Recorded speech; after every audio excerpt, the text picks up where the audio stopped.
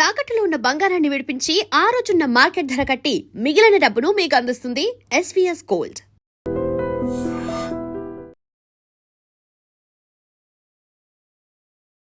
నమస్కారం, welcome to iDream. ధర్మ మార్గం విత్ విజిత కార్యక్రమానికి స్వాగతం.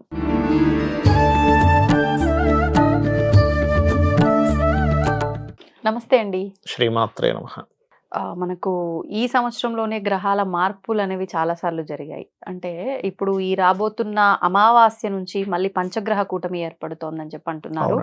దీనివల్ల అంటే ఏ గ్రహ మార్పులు జరిగినా కూడా ఖచ్చితంగా ఆ గ్రహాల్లో ఉన్న వారికి అయితే మంచి లేకపోతే చెడు అనేది ఖచ్చితంగా జరుగుతుంది. మనం చూస్తూనే ఉన్నాం. ఈ పంచగ్రహ కూటమి అంటే ఏ గ్రహాల మార్పులు జరగబోతున్నాయి, దానివల్ల ఏ రాశుల వాళ్ళకి ఇబ్బంది ఉంది, ఎవరు జాగ్రత్తలు తీసుకోవాలి ఏంటి అనే విషయాలు వివరించండి. ఒకటేనండి, ఇక్కడ మనం చెప్పుకున్నాం ఎప్పుడు కనీవిని ఎరుగినటువంటి పంచగ్రహ కూటమి ఈసారి వచ్చేవన్నీ కూడా. ఎలా అంటే మనకి ఎప్పుడైనా పంచగ్రహ కూటమి వస్తే 2 years or 3 years ఒకసారి వస్తుంది. చతుర్గ్రహ కూటమి ఎవ్రీ ఇయర్ ఒకసారి వస్తుంది. కానీ ఈసారి మీరు 100 ఏళ్ళకు వెనక్కి వెళ్ళి ప్లానటరీ పొజిషన్స్ చెక్ చేసినా కూడా 3 సార్లు పంచగ్రహ కూటమి ఎప్పుడు దొరకదు మీకు. 3 సార్లు చతుర్గ్రహ కూటమి, 3 సార్లు పంచగ్రహ కూటమి. దీనివల్లే ఇంత వింతలు, గోల్డ్ రేట్ విపరీతంగా పెరిగిపోవడం, సిల్వర్ రేట్ పెరిగిపోవడం, ఎవడో దేశం వల్ల ఎవడో ఎత్తుకుపోవడం, అగ్ని ప్రమాదాలు, ఫ్లైట్ ప్రమాదాలు, మనం చెప్పుకున్నాం ఆల్రెడీ ఫ్లైట్ ప్రమాదాలు జరుగుతాయి, రాజకీయ నాయకులకి ఇబ్బంది అవుతుందని చెప్పుకున్నాం. అదే రకంగా ఫ్లైట్ జరిగింది, చూసారు. అయితే నేను అనేది ఏంటంటే ఇక్కడ ఎప్పుడైతే ఈ కాంబినేషన్స్ ఉన్నాయో కామన్ పీపుల్కి ఇబ్బంది కలగకూడదనే మనం మొన్న అమావాస్య రోజు పంచగ్రహ కూటమి వచ్చినప్పుడు అందరికీ ఫ్రీగా చేసామండి. ఆ రోజు ఒక సంకల్పం తీసుకున్నాం, 18 శక్తి పీఠాల్లో హోమాలు చేయాలి. దీనివల్ల సకల వీళ్ళకి మంచిది, ప్లస్ దాని తర్వాత ఒక గోశాల గుడి కూడా ఐడియాలో ఉంది. దానికి మీరు ఎవరైనా జాయిన్ అవ్వాలనుకున్న వాళ్ళు జాయిన్ అవ్వచ్చు. కింద ఇచ్చే నెంబర్ కనుక ఫోన్ చేసినా లేకపోతే మెసేజ్ చేసినా మీరు ఆ హోమంలో పార్టిసిపేట్ చేసుకోవచ్చు 18 శక్తి పీఠాల్లో. అయితే ఇక్కడ ఈ పంచగ్రహ కూటమి ప్లస్ గ్రహణం కూడా పడుతుంది ఈసారి ఫిబ్రవరి 17వ తేదీ. సో ఫిబ్రవరి 17వ తేదీ గ్రహణము అమావాస్య రోజు కాబట్టి సూర్యగ్రహణం వస్తుంది. కాకపోతే మన ఇండియాలో లేదు. ఇక్కడ లక్కీ ఏంటంటే మన ఇండియాలో లేదు, వేరే కంట్రీస్ లో ఉంది, సౌత్ అమెరికా ఇట్లా కొన్ని కంట్రీస్ వచ్చే గ్రహణాలన్నీ మన దగ్గర లేవు కదండి చాలా వరకు. అవును. అయితే గ్రహణ ప్రభావం కొంత ఉంటుంది ఎంతైనా పంచగ్రహ కూటమితో వచ్చే గ్రహణ ప్రభావం. ఎందుకంటే గ్రహాలన్నీ వెళ్ళి గ్రహణ సంబంధంలో కనెక్ట్ అవుతున్నాయి కదా. ఈ 5 గ్రహాలు గ్రహణ సంబంధంలో ఉంటున్నాయి కదా. అందుకని గ్రహణం ఉన్నా లేకపోయినా గ్రహం యొక్క ప్రభావం ఉంటుంది కాబట్టి ఒక్కొక్క రాశి వారికి ఒక్కొక్క ఫలితం ఉంటుంది దీనివల్ల. ఇప్పుడు మేషం ఉందనుకోండి, లాభంలో గ్రహణం మంచిదే, ఏళ్ళనాటి శని నడుస్తున్నా ఒకవైపు వీళ్ళకి గ్రహణం మంచిదే, అన్ని రకాల లాభాలు ఇస్తుంది, అందులో ఎటువంటి సందేహం లేదు. కాకపోతే వీళ్ళు ఏదైనా ప్రాపర్టీస్ తీసుకునేటప్పుడు అప్పులు ఇచ్చే ఏదైనా ప్రాపర్టీ విషయంలో, ప్రాపర్టీ మీద లోన్ తీసుకోవడము, ప్రాపర్టీ మీద లోన్ ఇవ్వడం, ఇటువంటి విషయాల్లో జాగ్రత్తగా ఉండాలి మేషం వారు. But financial growth, business improvements, వివాహం అవ్వడానికి చేసే ప్రయత్నాలు ఇవన్నీ ఫలిస్తాయి. వృషభం వారికి కెరియర్ గ్రోత్ ఉంటుంది. దశమంలో గ్రహం, దశమంలో పంచగ్రహ కూటమి కాబట్టి. కాకపోతే వీళ్ళు కొంచెం ప్రేమ వ్యవహారాలు, మీడియేటింగ్ చేసే విషయాల్లో జాగ్రత్తగా ఉండాలి. అండ్ వాహనం మీద వెళ్ళేటప్పుడు కూడా. మిథునం వారు ఫైనాన్షియల్ మ్యాటర్స్ విషయంలో జాగ్రత్తగా ఉండాలి. ధనం ఎవరికైనా మనీ అంటే ఏదైనా ప్రాపర్టీ కొనడం కోసం ధనం ఇచ్చే విషయంలో జాగ్రత్తగా ఉండాలి. బట్ వీళ్ళకి విదేశీ యోగాలు అండ్ విదేశాలకు వెళ్ళాలనే ప్రయత్నం, సంతాన యోగము, వీటన్నిటికీ బాగుంటుంది. కాకపోతే మిథునం వారికి మాత్రం భాగ్యంలో రాహు కాబట్టి, భాగ్యంలో గ్రహణం కాబట్టి విదేశాల్లో ఉండే వాళ్ళు కొంత గ్రహణ శాంతి, గ్రహణం తర్వాత ఇచ్చే దానాలు ఇచ్చుకోవాలి. కర్కాటకం వారు పర్టికులర్గా వీళ్ళు హెల్త్ విషయంలో జాగ్రత్తగా ఉండాలండి. Health point of view. And ఎక్కడైనా మనం ఒక్కోసారి కొంతమందికి అప్పులు ఇప్పించేటప్పుడు మధ్యవర్తిగా వెళ్ళి సంతకం పెడుతుంటారు, ఇది అస్సలు చేయకూడదు. సింహం వారికి, కాకపోతే కర్కాటకం వారికి రీసెర్చెస్ బాగా పనిచేస్తాయి. ఇలాంటివి బాగా అంటే రీసెర్చెస్ లేకపోతే పిహెచ్డీస్ చేయడానికి చాలా బాగుంటుంది.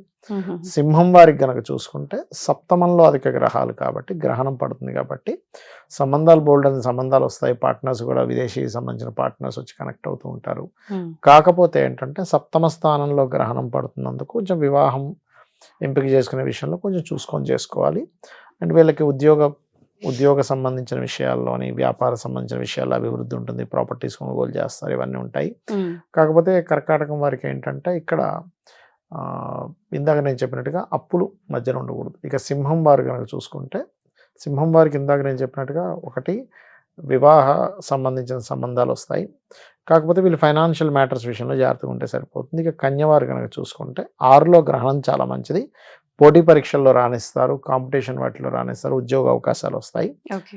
కాకపోతే వీళ్ళు ఇక్కడ వ్యాపారం సంబంధించిన విషయంలో తొందరపాటు నిర్ణయాలు తీసుకోకూడదు. వ్యాపార లాభాలు, వ్యాపార విషయాల్లో. కాకపోతే 6వ స్థానంలో గ్రహం పట్టి ఎక్కువ గ్రహాలు ఉన్నందుకు కొంచెం శత్రువులు కూడా పెరుగుతూ ఉంటారు. తులవారికి గనక చూసుకుంటే ఉద్యోగ వ్యవహారాల విషయంలో జాగ్రత్తగా ఉండాలి.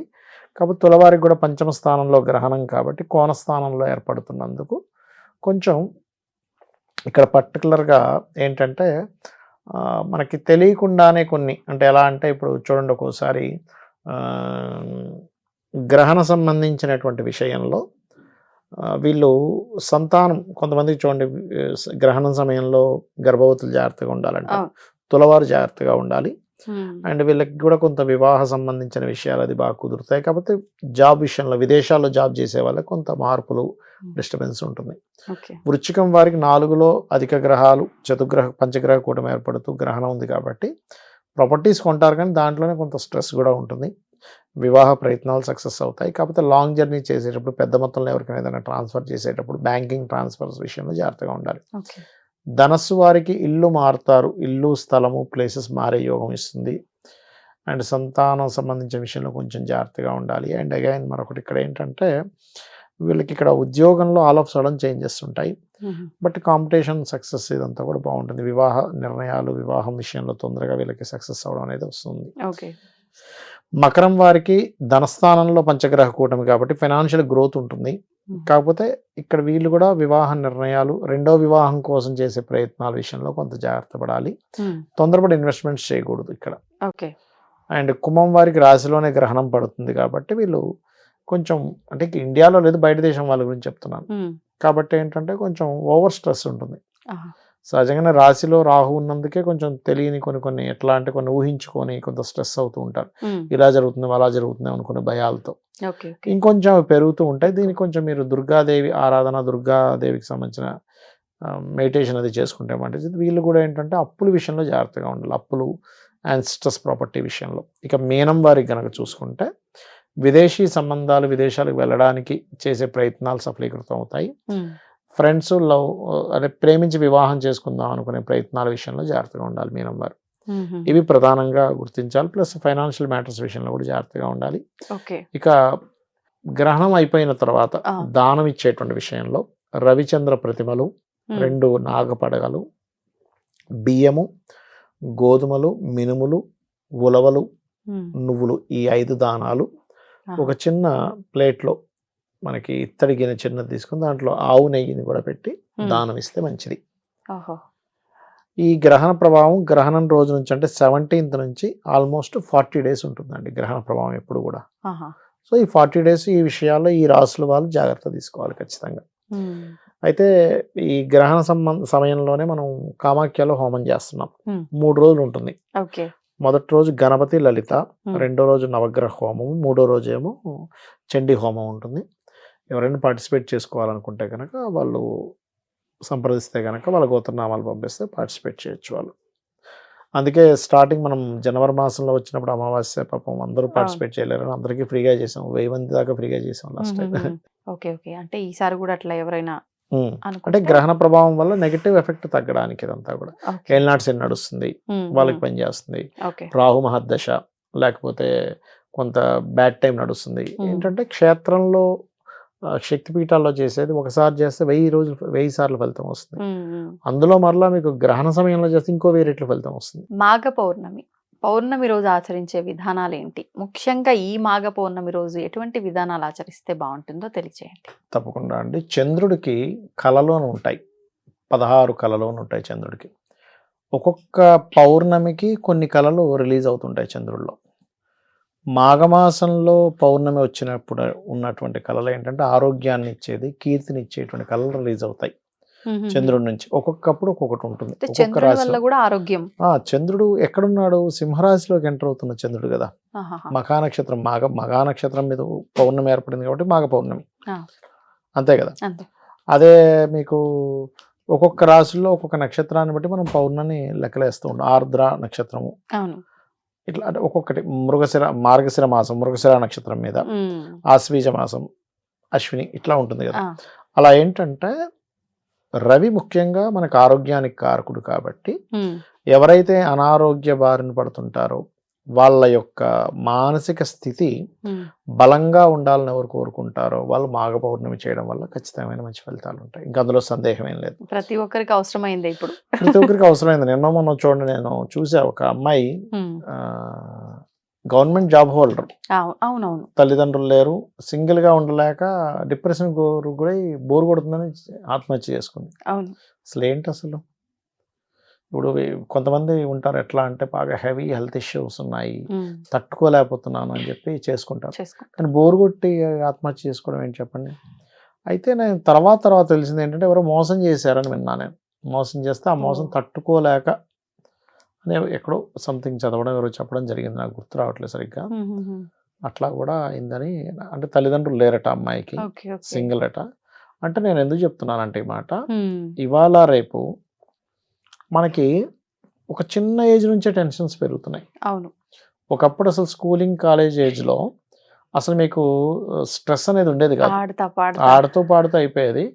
ఆ జీవుడికి ఎప్పుడైనా బాధ్యత ఉంది అంటే ఒక 25 ఏళ్ళు వచ్చినప్పటి నుంచి బాధ్యత ఉండేది. మొత్తం ఎడ్యుకేషన్ అయిపోయాక, వివాహం తర్వాతే బాధ్యతలు ఉండేవి.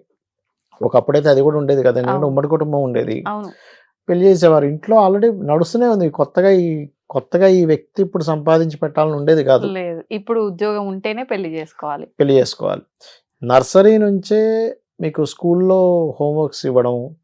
అంటే ఏమైపోతుందంటే ఒక ఏజ్ తర్వాత రావాల్సిన బాధ్యతలు స్కూలింగ్ ఏజ్ నుంచే వచ్చేసరికి ఏమైపోతుందంటే, స్కూలింగ్ ఏజ్ నుంచే స్ట్రెస్ వచ్చేసరికి ఒక ఏజ్ వచ్చేసరికి ఏంటి నా జీవితం అంతా స్ట్రెస్, నా చదువుకునేటప్పుడు స్ట్రెస్, ఉద్యోగం చేస్తుంటే స్ట్రెస్, పెళ్ళైతే స్ట్రెస్, అన్ని స్ట్రెస్ అయినా అనిపిస్తుంది, విరక్తి వస్తుంది. అయితే ఈ స్ట్రెస్ కారణం ఏమిటి అంటే రియాలిటీలోకి మనం వెళ్ళకపోవడం. ఎప్పుడైతే రియాలిటీలోకి మనం వెళ్ళమో స్ట్రెస్ పెరుగుతూ ఉంటుంది. అంటే ఏంటి రియాలిటీ అంటే ఏంటంటే సత్యాన్ని మనం అర్థం చేసుకోవడం. ఇప్పుడు ఒక పిల్లవాడే ఎగ్జాంపుల్ హోంవర్క్ ఇచ్చారు, రాయలేదు, స్కూల్కి వెళ్ళాలంటే స్ట్రెస్. అదే రాస్తే ఆనందంగా వెళ్తాడు, లేకపోతే బుక్ ఎక్కడో కింద పెడతాడు, ఈ బుక్ టీచర్ చూడకపోతే బాగున్నాను. మన చిన్నప్పుడు అందరూ ఇలాంటివన్నీ జరిగాయి, మర్చిపోయామని. నాకు ఏమనిపిస్తుంటుంది అంటే, నాకు మొన్న ఒకరోజు ఇలాగే ఆలోచిస్తుంటే, కొంతమంది పిల్లలు రోజు హోంవర్క్ రాయరు, రోజు టీచర్తో దెబ్బలు తింటారు. నాకేమనిపించింది అంటే, వాడికి తెలివితేటలు లేక కాదు దెబ్బలు తింటుంది, వాడు ఆ దెబ్బని అలవాటు పడిపోయాడు. ఏముంది ఇంతకంటే ఏముంది, టీచర్ వాడు దెబ్బేస్తుంది, కాసేపు నొప్పి వస్తుంది, ఇంతకంటే ఇంకేముంటది అంటే ఆ హోంవర్క్ రాయడం కంటే ఇది ఈజీ అనిపిస్తుంది వాడికి. అంతే, ఈ నొప్పి కన్నా అదే పెద్ద నొప్పిగా ఫీల్ అవుతున్నాడు. నిజమే అండి. లేదంటే ఈ దెబ్బకు వాడు భయపడ్డా బాధపడ్డా, అమ్మో రేపు ఎందుకు నేను దెబ్బ తినాలని ఈ రోజు కూర్చొని కుదురుగా రాసుకుంటాడు. అంటే ఇక్కడ ఏంటంటే పిల్లలకి నువ్వు ఇది పెద్దగా ఫీల్ అవుతున్నావు, కానీ దీంట్లో ఉండే స్పైసీనెస్ ఏంటి, నువ్వు కనుక రాస్తే ఏమొస్తుంది. నేను మొన్న ఒకసారి ఇట్లాగే ఒక ఆవిడ తన ఇంటర్ వరకు పెద్ద బ్రిలియంట్ స్టూడెంట్ కాదు, ఇంటర్ నుంచి అన్ని ఇంక టాప్, కాలేజ్ ర్యాంక్ అన్ని. ఎందుకు అలా జరిగిందని అడిగా. అంటే ఆస్ట్రాలజీలో ఉంది, అక్కడ నుంచి బాగా చదవాలని. మీకెందుకు అనిపించింది పర్సనల్గా అంటే, ఆ అమ్మాయి చెప్పిన విషయం ఏంటంటే, నాకు ఇంటర్ వరకు అసలు నన్ను చదవమని కానీ చెప్పలేదు, ఇంటర్లో నేను అనుకోకుండా ఫస్ట్ ర్యాంక్ వచ్చినప్పుడు అందరూ అప్రిషియేట్ చేశారు, ఆ కిక్ నాకు తెలిసింది. అంటే ఇక్కడ ఏంటంటే ఈ చదవని వాడికి తలకాయ లేనట్టు కాదు, అక్కడ వాడి బ్రెయిన్ లేనట్టు కాదు, వాడికి ఆ కిక్ తెలియట్లే. ఆ కిక్ తెలిస్తే దాన్ని పట్టుకుంటాడు, అంతేలేండి. ఇక్కడ ఏంటంటే ఎప్పుడైతే కిక్ తెలిసిన వాడు చదువుతుంటాడు, ఒక్కొక్కసారి చదవకపోతే కలిగే అవమానం కూడా వాడికి తెలిసినా సరే పట్టుకుంటాడు గట్టిగా. అట్లా అనమాట. నేను కొంతమంది బిజినెస్ పీపుల్ని కూడా చూసినప్పుడు, సంథింగ్ ఇప్పుడు మంత్లీ ఒక 10 to 20 lakhs సంపాదిస్తున్నాడు అనుకోండి, ఒక్కసారిగా 2 లక్షలకు 3 లక్షలకు పడిపోయింది వాడు ఆదాయం. వాడు చాలా బాధపడిపోతుంటే, ఎందుకు 2-3 లక్షలతో కూడా హ్యాపీగా బతకొచ్చు కదా అంటే, లేదు సార్ 10 లక్షలు 20 లక్షలు సంపాదించినప్పుడు ఉండే కిక్ నేను కోల్పోతున్నాను. ఇక్కడ ఏంటంటే నాకు ఖర్చు అయిపోయినా పర్లేదు, 10 లక్షలు ఖర్చు అయిపోతున్నాయి ప్రతి నెల, కానీ నేను సంపాదిస్తున్నాను అనేటువంటి కిక్ ఏదైతే ఉందో నన్ను బాగా పాజిటివ్ ట్రిగర్ చేస్తుంది. నేను 3 లక్షలు మిగులుతున్నా సరే నేను 10 లక్షలు సంపాదించకపోయేసరికి అయ్యో నేను 3 లక్షలు సంపాదిస్తున్నాను ఏంటనేది నన్ను ఇబ్బంది పెడుతుంది. అంటే ఏంటంటే మన మైండ్లో నువ్వు దేనైనా యాక్సెప్ట్ చేసేటువంటి రియాలిటీ నీ మైండ్లో లేనంతసేపు నువ్వు ప్రతిదానికి ఇట్లా అయిపోతూ ఉంటావు. అవును, నిజమండి. అయితే ఈ మాఘ పౌర్ణమి రోజు మనం ప్రతిసారి పౌర్ణమికి చలివిడి చేసుకొని చక్కగా మీరు ఆకు, ఒక్క, 2 అరటిపళ్ళు అండ్ అదేవిధంగా ఇవన్నీ ఎప్పుడైతే మనం చంద్రుడికి చూపిస్తూ లలిత సహస్రనామాలు చదువుకుంటామో అది పిల్లలకు పెడతాము. చిన్న ఏజ్ నుంచి కూడా వాళ్ళు ఏం సాధిస్తే కిక్ వస్తుంది అనే దాని మీదకి వెళ్తాడు వాళ్ళ ఆలోచన విధానం అంతా కూడా. లేకపోతే ఏమవుతుందంటే ఇట్లాగే దెబ్బలకు అలవాటు పడిపోవడం, మొండి పడిపోవడం అట్లా జరుగుతూ ఉంటుంది. వాళ్ళ దగ్గర తెలివితేటలు లేకో రాయలేకో కాదు, ఏముందిలే ఎంతకంటే ఇంకేముంటుంది, దానికి అలవాటు పడిపోతుంటాయి. అది మెయిన్ అసలు. సో ఏంటంటే లలిత ఎక్కువగా చదువుకోవాలి మాఘ పౌర్ణమికి. అపమృత్యు దోషం ఉన్న వాళ్ళు కూడా చంద్రశేఖర అష్టకం చదువుకుంటే చాలా మంచిది. మాఘ పౌర్ణమి నాడు అన్నముతో అలంకరణ చేస్తారు శివుడికి, అది కూడా చాలా మంచి ఫలితాలు ఇస్తుంది. ఆ రోజు కొంతమందికి లంగ్ రిలేటెడ్ ఇష్యూస్ ఉన్న వాళ్ళని ప్రాణాయామం చేస్తే కనుక లంగ్ రిలేటెడ్ ఇష్యూస్ కూడా క్లియర్ అవుతాయి మాఘ పౌర్ణమి రోజు చేస్తే కనుక. సత్యనారాయణ స్వామి వ్రతం కూడా పౌర్ణమి విశేషం అని చెప్తారు కదండి, ఈ పౌర్ణమికి కూడా ఆచరించవచ్చు? పౌర్ణమికి ఎప్పుడైనా సత్యనారాయణ స్వామి వ్రతం చేసుకోవచ్చు. కాకపోతే ఇక్కడ ఏంటంటే ఆరోగ్యాన్ని, అపమృత్యు దోషాన్ని తీసేసేటువంటి లక్షణం మాఘ పౌర్ణమికి ఉంటుంది. అటువంటి ఇబ్బందులు ఉన్న వాళ్ళు, మనస్కారకుడు ఉపాసనాకారకుడైన రవి, ఆత్మకారకుడైన రవిక్షేత్రంలోకి వెళ్ళి ఉంటాడు కదా, సో మీ మనసు కంప్లీట్ గా స్పిరిచువల్ దానికి కనెక్ట్ అయ్యేటువంటి పౌర్ణమి ఇది యాక్చువల్గా. ఎందుకంటే కేతు నక్షత్రం మగా నక్షత్రం అంటే రవి ఉపాసనా కారకుడు, అండ్ రవిలోనే సకల దేవతలు ఉంటాయని చెప్తుంటారు శాస్త్రం. ఇప్పుడు మనకి భానుమండల మధ్యస్థ భైరవి భగవాన్ని అమ్మవారు ఉంది, శివుడు ఉన్నాడు. ఇంకోటి ఏంటంటే సూర్య నమస్కారం, ఇప్పుడు కామన్గా ఏ దేవతనైనా మనం ఆరాధించకపోతే తనేమో అనుగ్రహించదు, ఆరాధిస్తే ఒక అనుగ్రహం లభిస్తుంది. కానీ సూర్యుడి దగ్గరికి వచ్చేసరికి ఏంటంటే మీరు పూజించకపోతే దోషం వస్తుంది, సూర్యుడిని నమస్కారం చేయకపోతే దోషం. కృతజ్ఞలం అయిపోతున్నాం మనం అక్కడ. అంటే కృతజ్ఞత తెలపకుండా ఉన్నామంటే తప్పే కదా. అంటే మనం మొక్కినా మొక్కకపోయినా ఆయన చేయాల్సింది ఆయన చేస్తున్నాడు కాబట్టి మనం దోషం చేయకూడదు అక్కడ. అట్లా సూర్య రాశుల్లోనే ఈ మాఘ పౌర్ణమి ఏర్పడుతుంది కాబట్టి, అంటే పౌర్ణమి ఏర్పడుతుంది కాబట్టి సూర్య ఆరాధన చేయడం ఆ రోజు ఇంకా మంచి ఫలితాలు ఇస్తుంది. మాఘపటి ఆదివారాలు వస్తాయి మనకి మాఘమాసంలో, ఆదివారాలు కనుక చేస్తే ఇంకా చక్కటి అంటే వాళ్ళకి ఆరోగ్యం, కీర్తి, సంతాన ప్రాప్తి ఇవన్నీ కూడా లభిస్తాయి. ధన్యవాదాలండి. శ్రీమాత్రే నమః. తవ్వండి, తవ్వుతూనే శివలింగం సరే దాన్ని అట్లా కప్పేసేయండి, చూపించదండి. కృష్ణ ఇస్ దేర్, మూర్తి పూజ కాదు, సాక్షాత్ బ్రజేంద్ర నందన భగవాన్ ఉన్నారు మూర్తిలో. ఏమీ ఆశించకుండా ఆరాధించే వాళ్ళు కూడా ఉన్నారా ప్రభుజీ? నిజమైన భక్తి అంటే మనకు తెలియదు కాబట్టి